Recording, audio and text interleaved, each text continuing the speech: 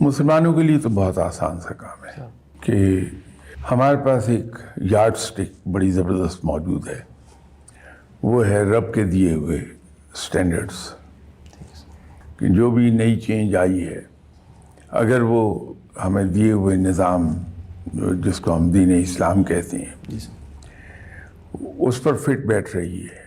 میں اس میں یہ عرض کر دوں کہ اگر معاشرتی تبدیلی آ رہی ہے کہ جو کچھ میرا ہے وہ میرا ہے، جو آپ کا ہے وہ آپ کا ہے، یہ ہمارے دین میں کہیں فٹ نہیں بیٹھتی.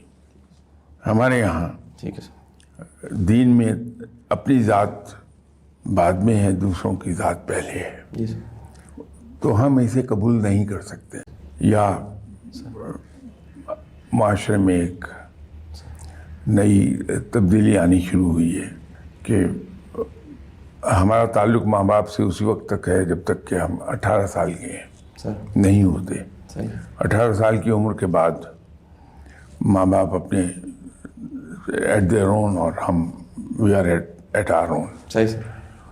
ہمارے دین میں اس کی ایکسیپٹیبلٹی نہیں ہے، تو ہم اسے ایکسیپٹ نہیں کر سکتے. لیکن دوسرے جو پیروکار ہیں دوسرے ادیان کے، ان کے لیے یقیناً مشکل ہو جائے گی. تو اس کے لیے ضمیر موجود ہے انسان کا کہ اس کا ضمیر پھر فیصلہ کرتا ہے کہ یہ جو نئی تبدیلی آئی ہے یہ میرے جو اپنے لیے سٹینڈرڈ مقرر کیے ہیں ان پر فٹ بیٹھتی ہے نہیں.